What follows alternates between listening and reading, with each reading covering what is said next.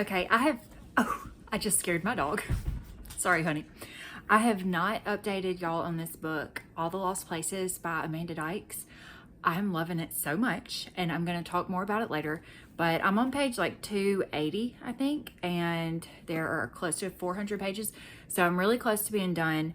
But I was just telling my husband about what's going on in the story, and I was telling him that I'm so sad, and I don't want to give too much away, but like, it looks like there's two love stories going on, and this is not a romance book, but there is romance in it, and there are two love stories going on, and it looks like right now that neither one of them are gonna get to be with the person that they fell in love with.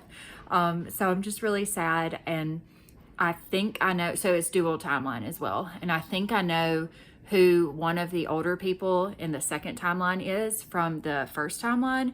And if that's that person, then it does mean most likely that he didn't end up with the woman he fell in love with. I wish I would have been filming my husband. He looked very afraid whenever I told him that I didn't think the couples were going to get back together, because he thinks that I'm going to be upset. And I guess he doesn't want me to have to go through that, or doesn't want to witness that, doesn't want to have to deal with me with that.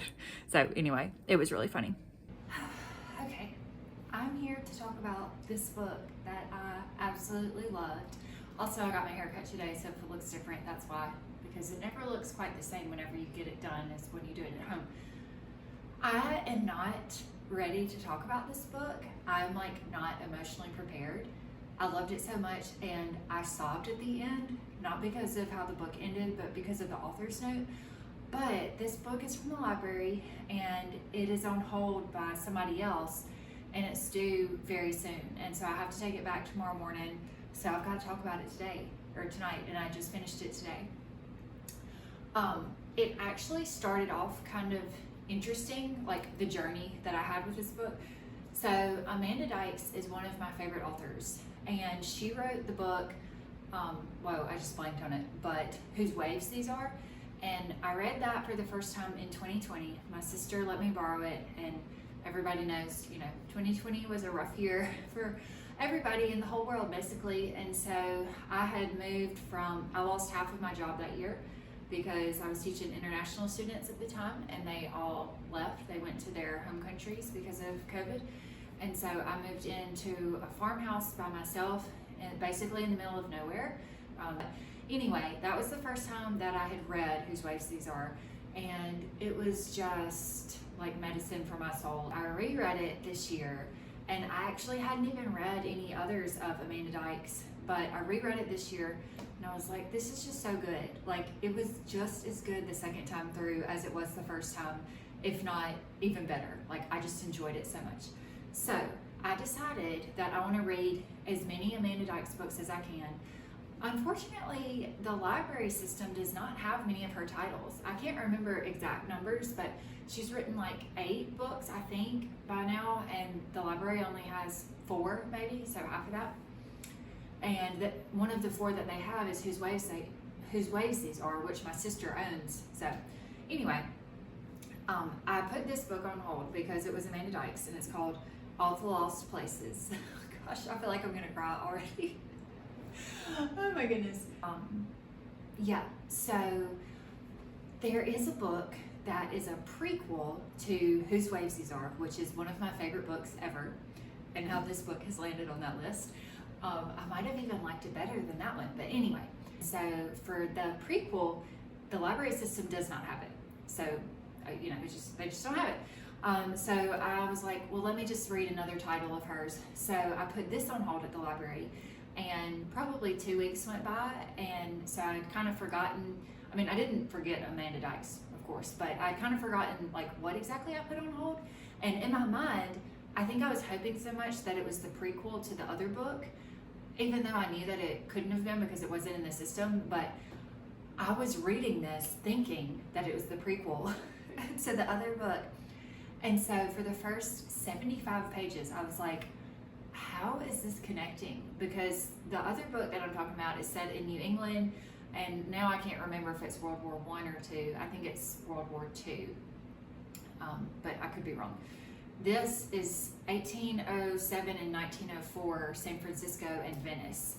And so I was like, it kind of could overlap somehow, but I'm not seeing it. There was no mention of any of the characters from the first book because it's not the same story.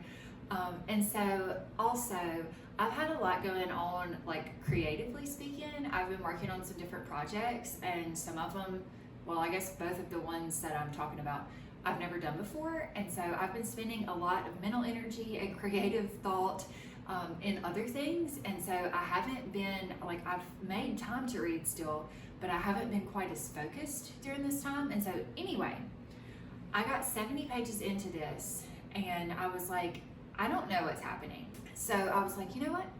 I'm gonna start over. I realize now that this is not the book that I thought it was, because it's not the prequel to one of my favorite books ever of all time. And I'm gonna just like take the pressure off. I know I'm gonna love it because I love her writing style. And she's a Christian. I've heard her interviewed on a podcast, the 1000 Hours Outside podcast. And she was just a delight to listen to. Like, I would probably go back and listen to that interview again if I have time. But she writes with such hope and redemption in her stories, and that is so important to me. So I was like, I'm gonna love this. Like, it's set in Venice, most of it. I've never been there, but it sounds very, I don't know if exotic is the right word, but like somewhere I would want to visit. And something that intrigued me about this book was that it is historical fiction and it's dual timeline, which that's not pretty, I mean, that's pretty common. But one timeline is 1807 and the other is 1904. And a lot of times, if you have a dual timeline or dual points of view, it'll be like one is very much in the past and one is present day, or it'll be both of them are in the past, but they're not too far from each other, like a year passes, or they're in the same time period and it's just told from different points of view. So I thought that this was really interesting to do one in the early 1800s and one in the early 1900s. And so that made it unique to me. But the other thing that was confusing to me, and I don't think this is a spoiler, but if you want to close your ears for a second, you can. So I said that there's a dual timeline, and in one of the timelines, somebody is translating something from another timeline. And so it's almost like you've got three things going, or at least that's what I thought. That's what it felt like at first. But then I realized the translation part pretty much fits into one of the timelines.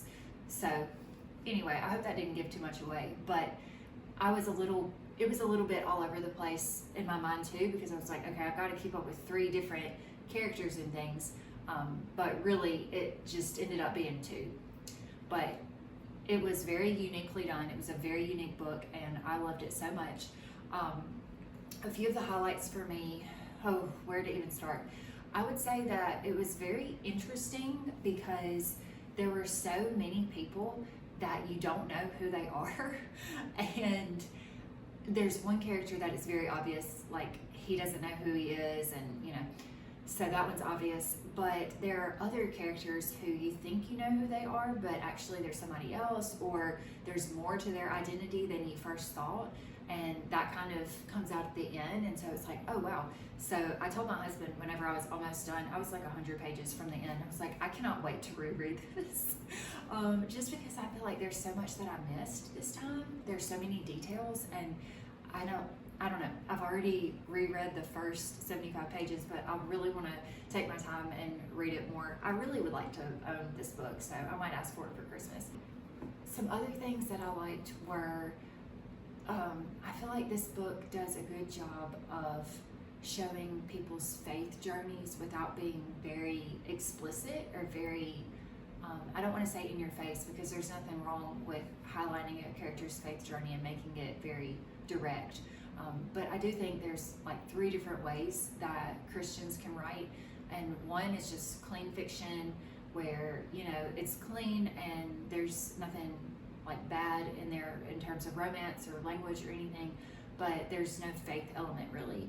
And I'm blanking on the author's name. It's nighttime and I can't remember, but there's an author that writes like that, and I do enjoy her things. I prefer to have more of a faith content element, but I do like her things. It's kind of just a breath of fresh air, just to read fiction and get lost in a story, and I know that there's not going to be anything bad that jumps out. So that's one category. Another category is Melissa Ferguson. Sorry, that was Melissa Ferguson. And then another category is like very explicit. These people are praying and talking about having these internal struggles with forgiveness and should I do this, should I do that? They're praying and all that. That to me is more along the lines of Janet Ferguson, who I've read more recently, and she's not as well known, but I've really enjoyed her books. And then I feel like a lot of Francine Rivers books are like that too, and those, I mean, depending on which books of hers you read, those kind of cross over into the last category of mine, which I don't even know what to call this category, but that's what this one is in. It's so, I don't know, the Christian themes are biblical, not narrative, but the biblical, not threads either. The door to the room I'm in just opened and I didn't see anybody. It was my dog. I'm okay. But that did scare me. Anyway, but like the biblical, I guess, themes are so woven into the story. Like that's what it's built upon, that foundation.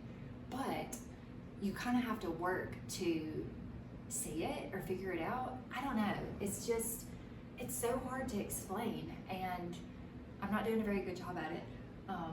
If I think of a better way to explain it, then I will. But I really like how, whether or not you're a Christian, you can enjoy this book, and whether or not you want to know God or anything, like you can read this book, and I don't think you would be like put off by any of the things. Now there are references to different parables in Scripture.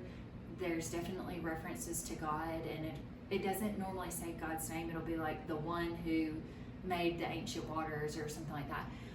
And so it does reference God, but I guess what I'm trying to say is she does it in such a way that is palatable for people that even if you're not trying to read an explicitly Christian book, like I think you would still enjoy this. And at the same time, that part of the story cannot be taken out. Like this story would not be the same without the faith elements that are woven throughout the book. Hey, am I too loud? Okay. So anyway, that's what this category of book is for me. So that is basically all. I will say that the author's note is what made me cry earlier today, and I don't know if I should read the part that made me cry or not, but I will. So in the story, there are these ruins, and I don't want to go into too many details, but there's these different ruins that play a big part in the story.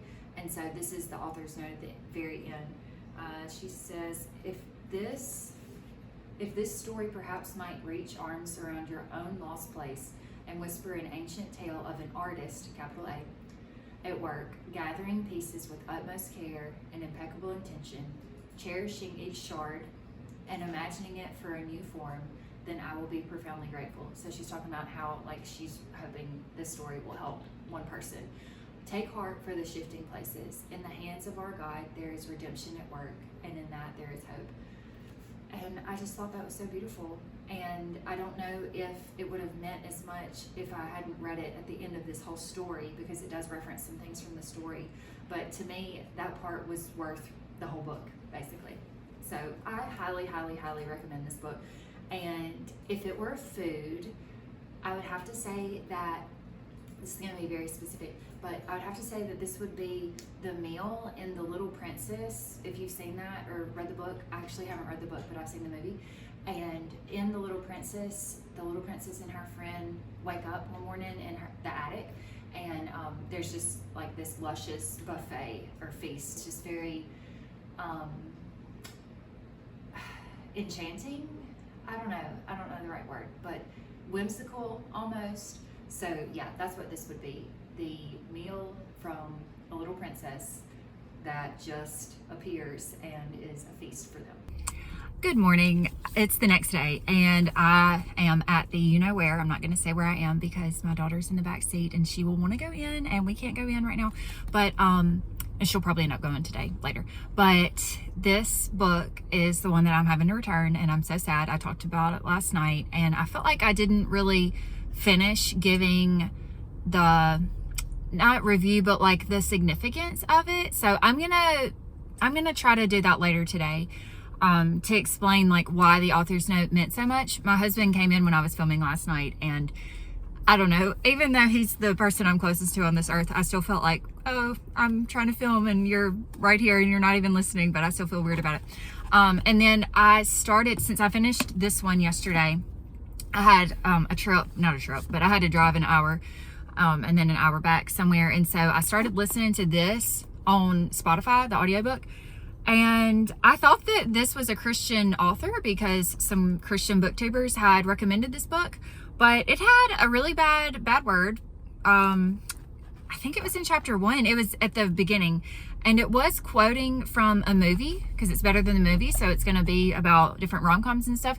I'm assuming, and it did quote from a rom-com, and that's why it said a bad word. But I'm like, this is not a good sign to me that we're in the first chapter or just the first few pages and there's a bad word. So I just don't want to fill my mind or heart with that. So I'm going to return this one. Okay, I've never filmed a video in here. This is my office. This is the chair that my students sit in. So these are my bookshelves, and this is what I look at from your point of view whenever I'm in here. And I'm talking quietly because I am at work.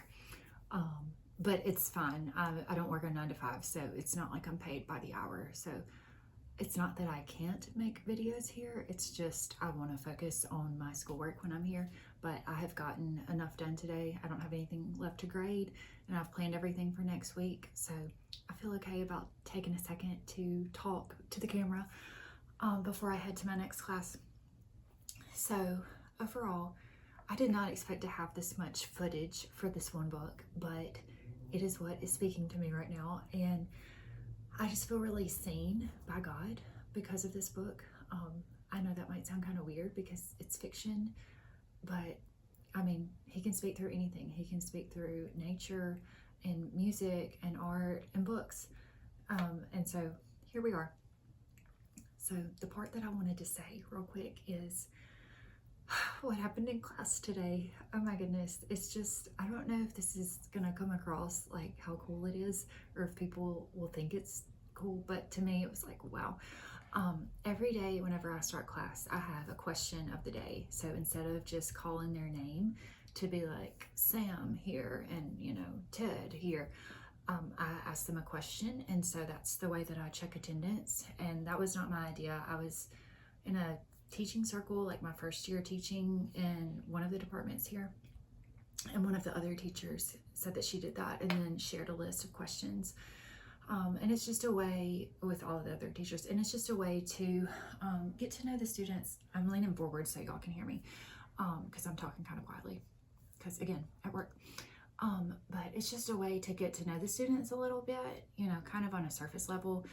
But also I like it because I feel like, I don't know if this is true, I feel like if you're kind of forced to say something to answer one question at the beginning of the class, then you're more likely to participate later. And I feel like it shows that I care about them and, their individual differences and preferences and all that. And so sometimes it'll be like, what's your favorite restaurant in town? Or if you had to choose one food to eat for the rest of your life, what would it be? And things like that. Or sometimes it'll be related to the lesson, like what's one thing you remember from the video that we watched in preparation for today's class or whatever. Today, and I always plan these in advance, like I have PowerPoints that I use. I mean, I make them, but I just find that helps me kind of stay on track, and it helps class go smoothly. And I really want to make the most out of every class and not waste anybody's time, theirs or mine. And so instead of like taking the time to sit there and think about it at the beginning of class or right before class, I already have it on the PowerPoint and it's ready to go. And so I would have made this last week. So either last Tuesday or Thursday. So either a week or a week and a half ago. So anyway, the question for today was, if I visited your country, what is one thing that you recommend for me to see? And I told them they could say like a landmark, a city, an area of the country, whatever. Surprisingly, none of my Japanese students said Mount Fuji, but they were saying things like Kyoto, like a city, or this South Korean student told me the specific area in South Korea. And anyway, I can't remember what the French guy said. oh, the beach. He said the beach, and another student said the beach and all that. And then I got to my last student, who's from Italy. I asked him the question, and he said, oh, you should definitely see Venice. And I was like, but yeah, it was just, I got the chills whenever he said that. And I told him, I was like, I just returned a book to the library this morning, and it was set in Venice, and I loved it, and I was sad to return it.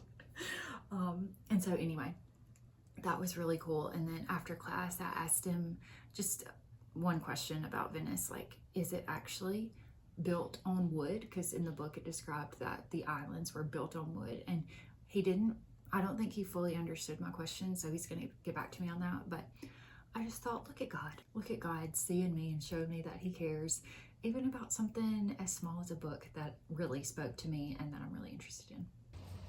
Okay, this is like my third take of trying to film this. We are just outside playing. It's about to be my daughter's nap time, and I really wanted to get the video out today, but as I was editing, I realized that I did not really explain why this book broke me like it did. And I kind of understated how much it broke me. Like, hey,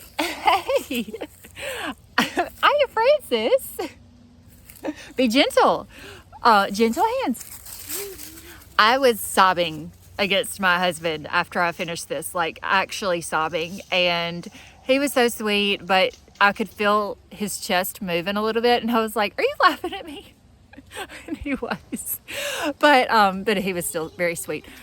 So the reason that this book, All the Lost Places, really got me, and the reason that the author's note really got me about the mosaic and how God takes the broken pieces of our life and makes them into something beautiful, I mean, that'll get me on any day. But I had literally, okay, this is take like 7 or 8 probably. I'm just trying to say a little bit, but it's a little bit hard to film right now.